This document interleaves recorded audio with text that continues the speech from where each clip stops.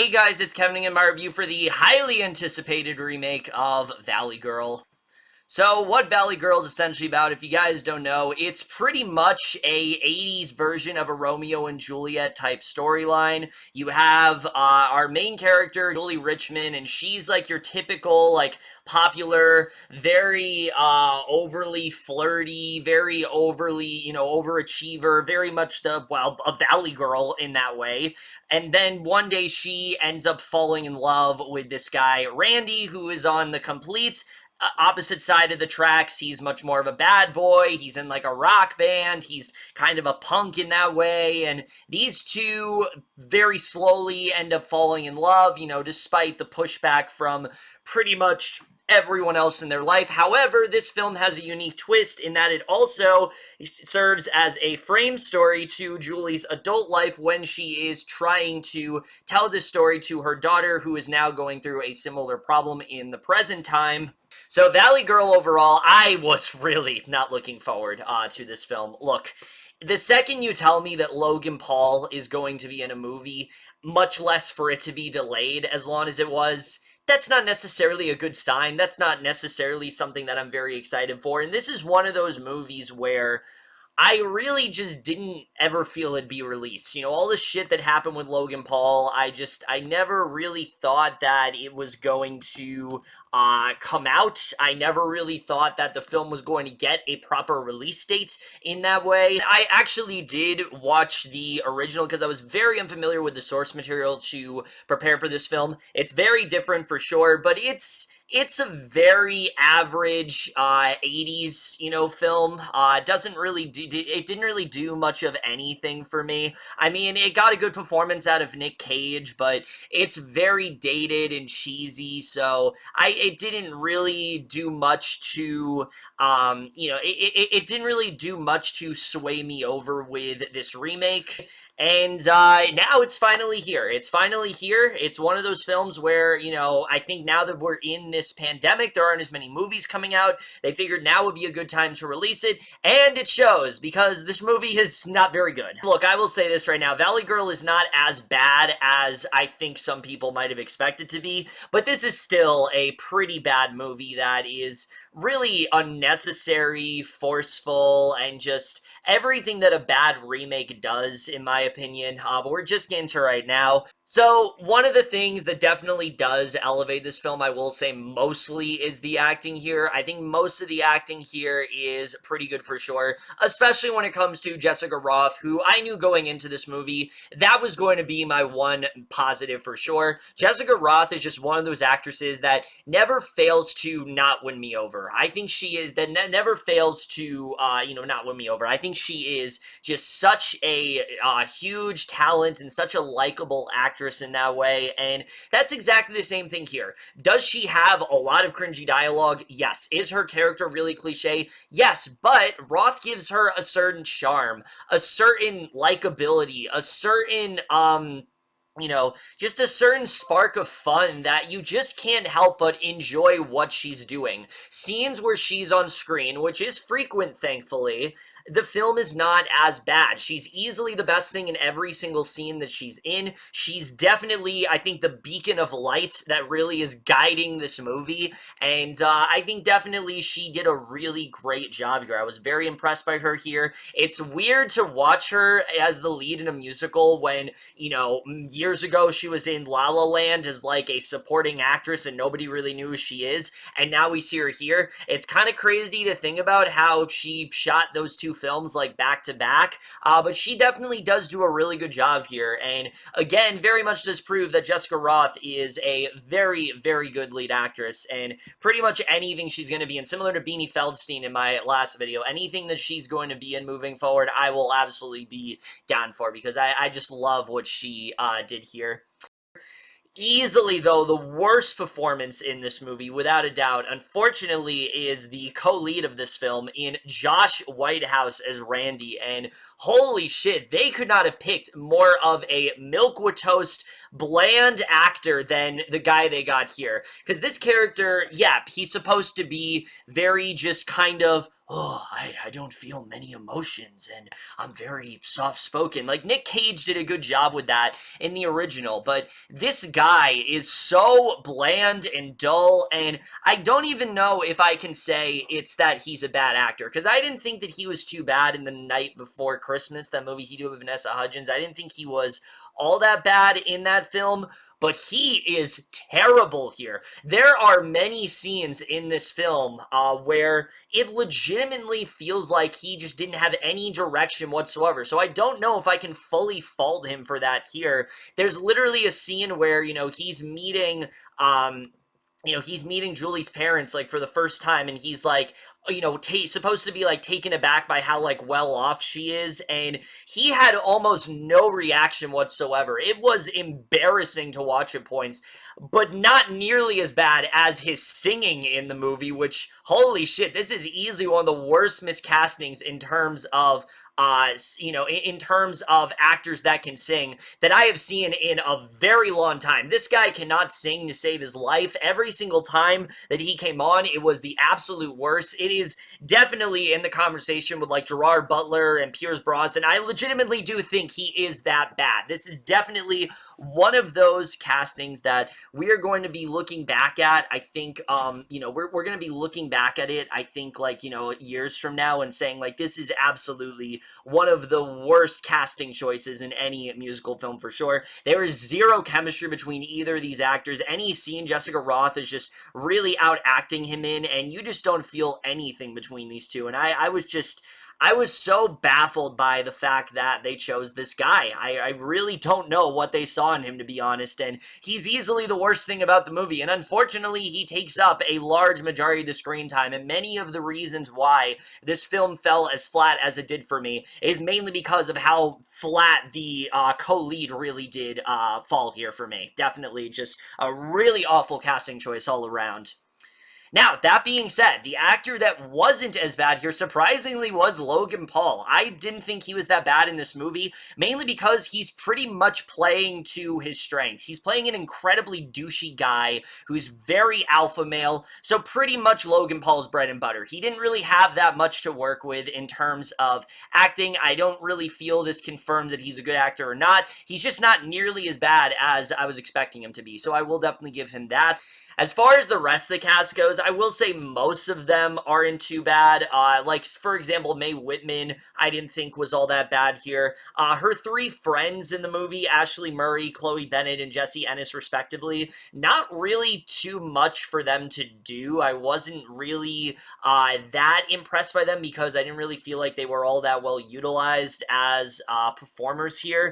The other performance that just didn't really work in this movie for me, though, was Judy Greer, who I normally really do like, but here I felt she was a little too over the top. I wasn't really into her at all in this movie. I didn't think that she did that great of a job here. Rob Huebel, I thought, was trying way too hard to be just, like, as creepy as the guy in the original film, and it really, really fell flat here for me. And then Alicia Silverstone, who plays the older version of Julie, I honestly can't even say that much about her acting-wise because she doesn't really have that much in this movie, but for what she has, she's fine, I guess. Again, most of the cast is not necessarily the problem here, but I do feel that nobody is really on the level of Roth, and perhaps if they were, maybe I would have enjoyed this film just a little bit more because of how good Roth really was here. Everyone else just kind of fell flat in that way. But now we get to the directing and the writing, which, holy shit, where do I even begin when it comes to this film? I mean,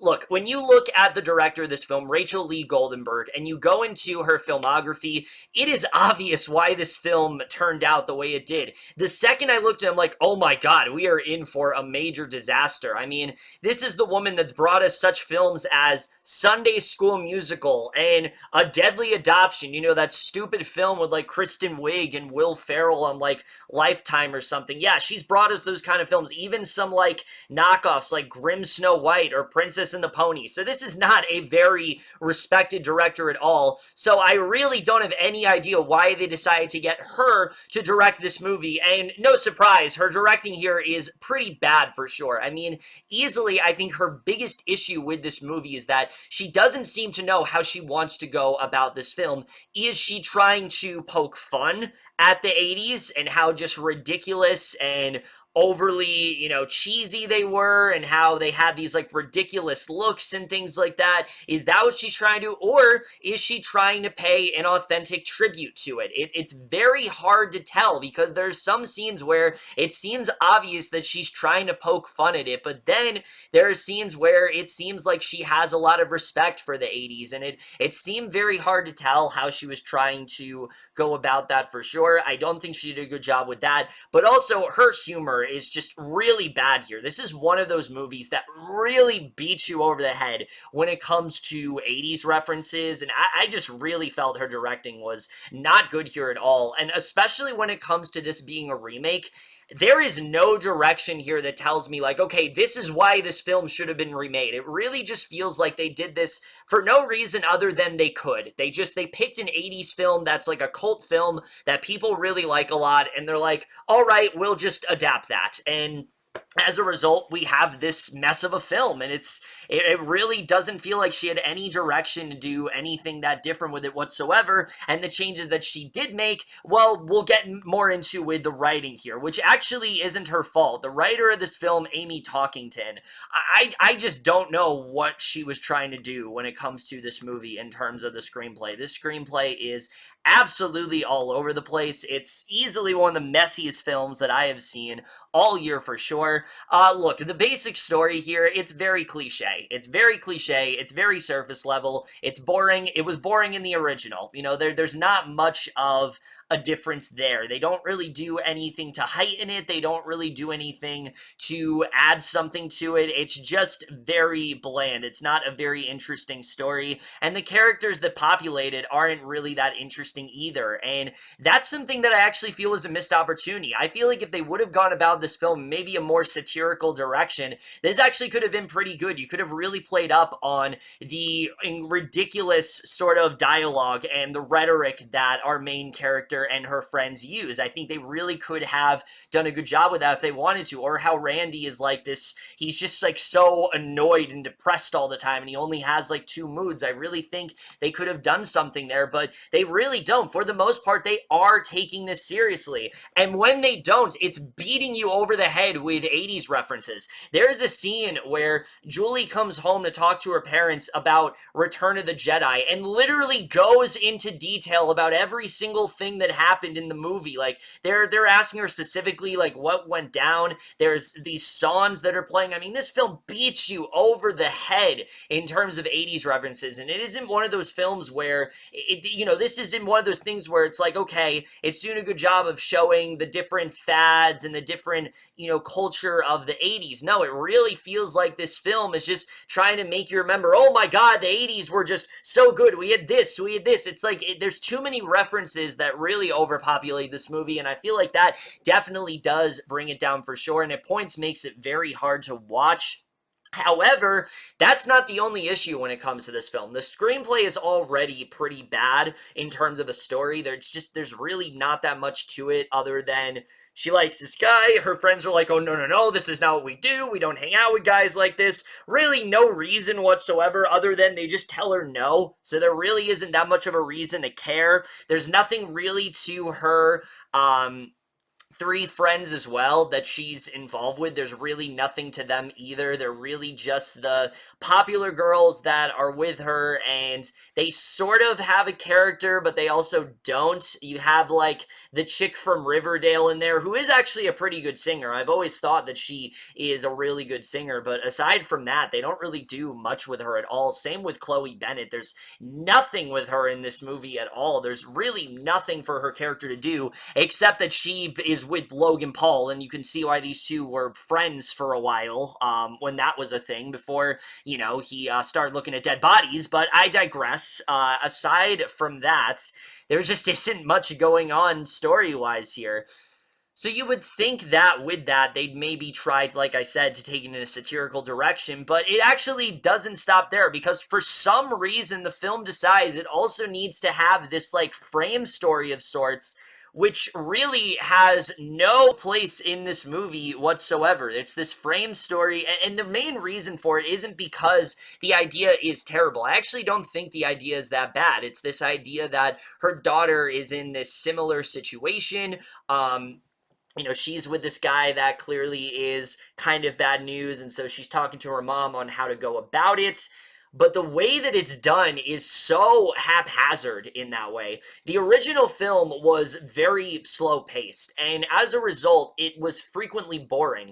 This film actually has the opposite problem that it zooms through literally everything, and especially when it comes to this frame story, in which the film very sporadically cuts to. It's really not that much of a part of this movie at all, and it really doesn't work because I really have no idea anything of what's going on in this story. The guy that Alicia Silverstone is bringing up, I don't know who he is. I don't know what situation they're involved in. I don't know how long, her daughter and this guy have been together. I don't know what this guy has been doing to her. It literally just starts with her daughter at this party. Her mom comes to pick her up, and then they have this discussion. And again, there's no context there whatsoever. And that's what I think really brings this down. There's no reason for really any of this to happen. They really try to play into the fact that like her daughter thinks her mom's like really lame because she was in the 80s and things like that. And the message that they're going for there is so predictable. You can honestly predict every single thing that's going to happen in that portion of the movie. And again,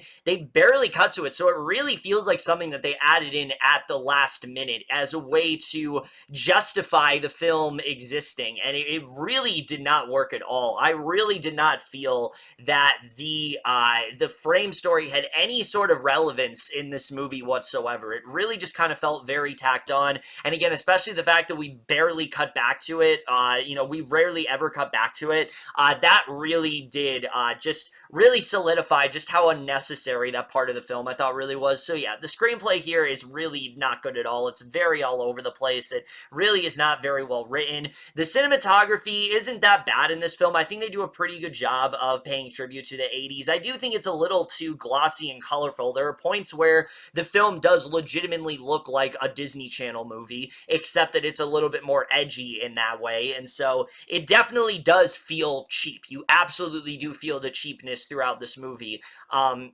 I do think that very much does show in the cinematography.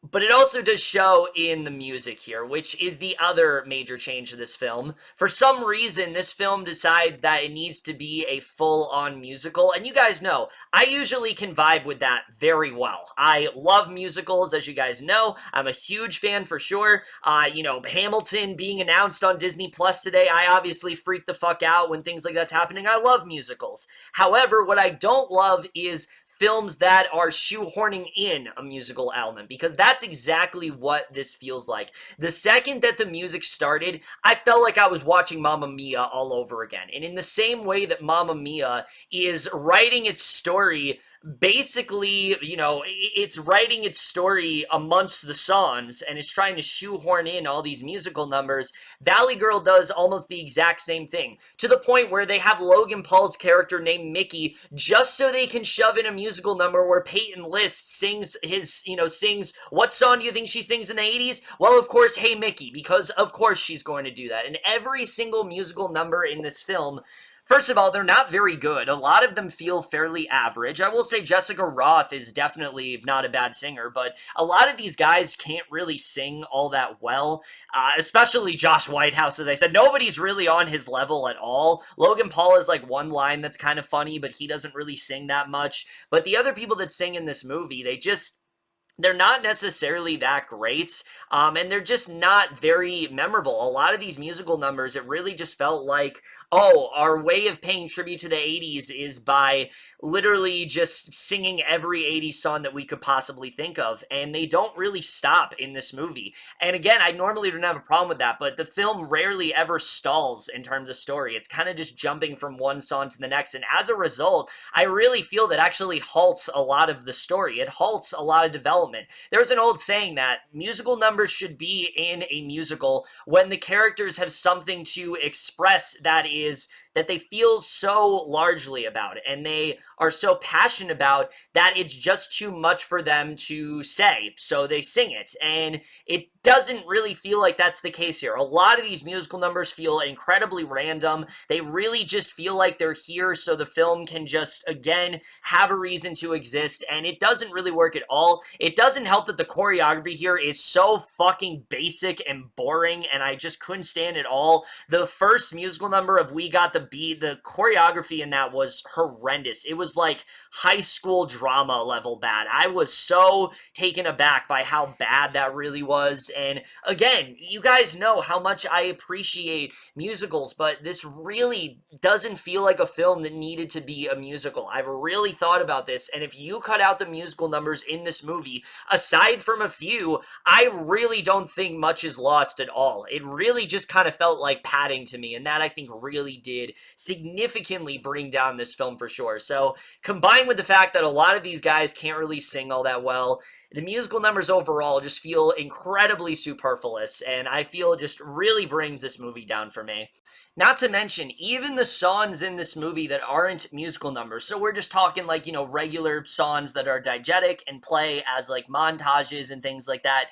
Even those songs, they're not the original songs. They're not the original covers of these songs that, made them so great in the first place. They're these half-assed, like, modernized covers, and they're just terrible. All of them suck in this movie. It was really annoying me. Like, for example, when they go to the prom and they're playing the same song that they played in the original Valley Girl, it's not the original song. It's the cover by, like, American authors or something like that, and I have no idea what they're doing in this movie. I don't understand why every single song needed to be a cover. Why not just have the musical numbers be a cover? That kind of makes the most sense. You can just have the regular 80s music playing, so it gives us that vibe, and they really fail to do that here, and that definitely annoyed me. Again, the musical numbers that are here are not good. They're very overly produced and things like that, but the regular songs are just the same. They're not better, and that really did annoy me for sure. I don't really know what they were thinking at all with that.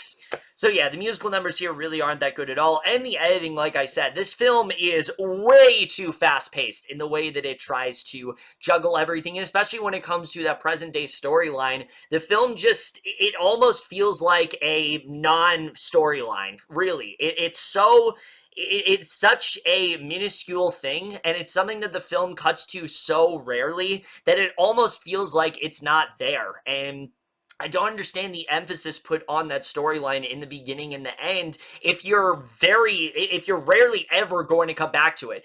Honestly, once it starts, I remember maybe 2 other instances when they cut back to it. That's how infrequent that really is, and that alone just tells you how badly paced I think this film really is, especially when it comes to the 2 characters meeting up. It takes like maybe 20 minutes into the movie for that to actually happen, and it just didn't feel natural at all. Really just felt like the film was zooming through everything just so we can get to the next musical number. Who cares about story? Let's get to the next musical number, and it very much just feel like that's the way they went about this, and I just didn't really enjoy the way that was done here. So yeah, I thought the pacing here was definitely really bad, and the way the film ends as well is so hokey and cheesy, and I just wasn't a fan of it at all. Ultimately, Valley Girl is pretty much what you expect it to be. It's a very unnecessary remake that is trying to give reasons for it to exist. It's trying to have a little bit more of a frame story in there. It's trying to pay tribute to the 80s, but it does it in a way that is incredibly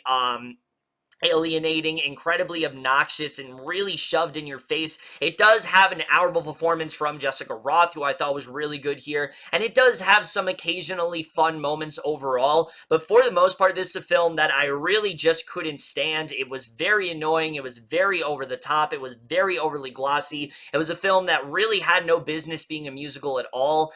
They really felt very shoved in that way. It honestly is one of those things where I could have seen this working way more as a Broadway show. I think if this was a Broadway show, this actually would work really well, just because they'd have more time to flesh things out. They'd have more time for story. There'd be more stuff that they were able to do. But unfortunately, the film that we're left with is really not good at all. This is definitely the definition of how not to do a remake. It's definitely one of the worst musicals that I have seen in quite some time. It has one of the worst casting choices in Josh Whitehouse as well, who, oh my god, definitely.